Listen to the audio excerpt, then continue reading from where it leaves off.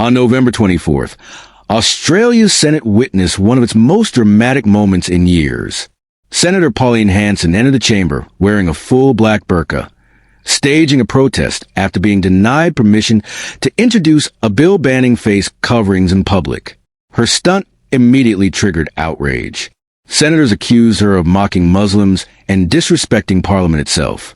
The chamber was thrown into disorder, and by the next day the Senate voted overwhelmingly, 55-5, to censure her and suspend her for 7 sitting days.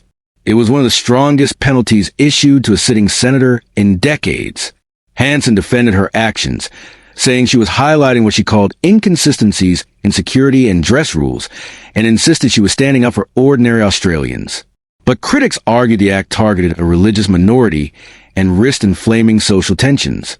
With nearly 1 million Muslims living in Australia, many leaders said this was not a policy demonstration. It was an attack on a community.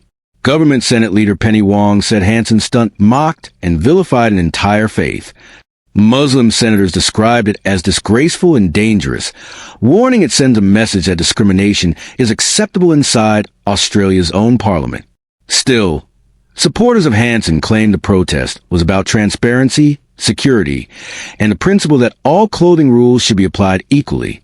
Hanson herself argued that voters, not Parliament, would ultimately judge her actions at the next federal election. Her suspension will carry into the new year when Parliament resumes, meaning she will be absent from key debates. Politically, the impact is uncertain.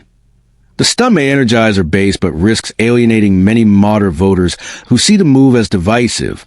Beyond the immediate fallout, the incident has reopened national conversation around religious expression, multiculturalism, and the limits of political protest inside the country's most important democratic institution. Pauline Hanson's burqa protest has become more than a headline. It's a test of how Australia defines respect, identity, and freedom in a multicultural society.